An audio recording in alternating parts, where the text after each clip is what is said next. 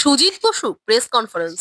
পরপর দুটি বস্তিতে আগুন লাগে, নিয়ন্ত্রণেও আনা হয় দ্রুত। তবে এই দমকল পরিষেবা যাতে আরো ভালো হয় সে কারণেই সমন্বয় বৈঠক আজ করা হয় কলকাতা ও লাগোয়া পুলিশ আধিকারিকদের সাথে।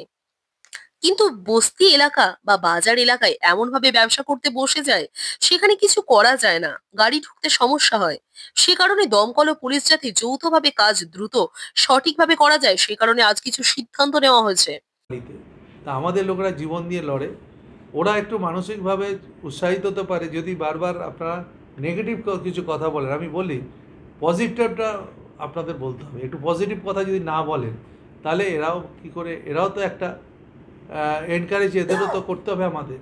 এরা যেভাবে জীবন বাজি রেখে কাজ করে আমি মনে করি যে আমাদের লোকেরা কিন্তু চেষ্টা করে, পুলিশও চেষ্টা করে। সেদিনকে আমি বলছি খুব দুঃখজনক ঘটনা, কেউ হয়তো ইট ফিট ছুঁড়েছে। আমি বলি দেখুন, ইট ছোড়াটা খুব সহজ ব্যাপার, থামানোটা হচ্ছে অনেক কঠিন ব্যাপার।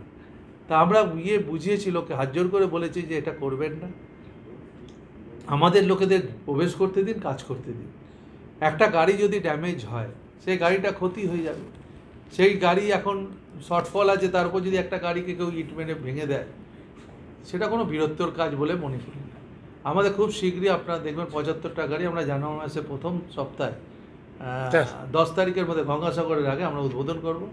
মাননীয় মুখ্যমন্ত্রীকে জানাবো আমরা যে আমাদের গাড়িগুলো রেডি, 5 তারিখের মধ্যে হয়ে গেলেই জানাবো, ডেট পেলেই আমরা উদ্বোধন করে দেবো। এবং তার সাথে সাথে জঙ্গিপুর ফায়ার স্টেশনও আমরা চালু করব। আমাদের রাজ্যে এখন 164টা ফায়ার স্টেশন, আরও দুটো আমাদের যুক্ত হচ্ছে, একটা হচ্ছে জঙ্গিপুর আর একটা বর্ধমানে, পূর্ব বর্ধমানে হচ্ছে।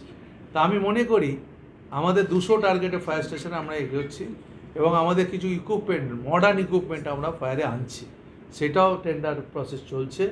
সেটাও কিছুদিনের মধ্যে আমরা আনলে পরে, আপনারা দেখেছেন ইমিডিয়েট মানে আমরা ফায়ারে কী কী জিনিস এনেছি, রোবট এনেছি, আমাদের ফায়ারে বড় ল্যাডার আছে, আমাদের 6টা ল্যাডার আমাদের আছে।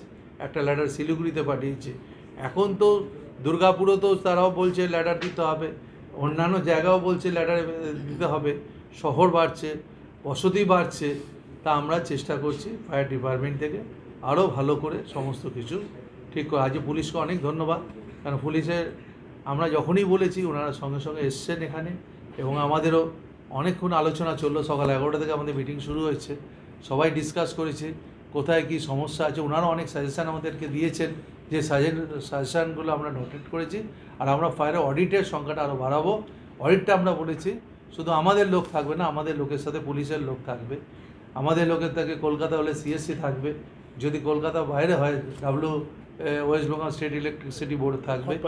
আমাদের কলকাতা কর্পোরেশনের লোকদের নিতে হবে, আর আমাদের মিউনিসিপ্যাল এলাকায় গেলে মিউনিসিপ্যালিটির লোকেদের ইনভলভ করতে হবে।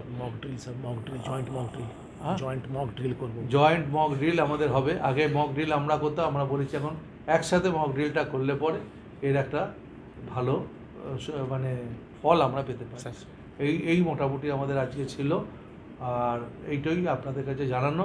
আপনাদেরকেও বলবো, আপনাদেরও অনেক বড় ভূমিকা আপনারা নেন যে একটা খবরকে প্রচার করার জন্যে, কিন্তু একটু বলবো পজিটিভ যদি করেন তাহলে আমি অনুরোধ করবো আপনাদের, এর বেশি তো কিছু করতে পারি না।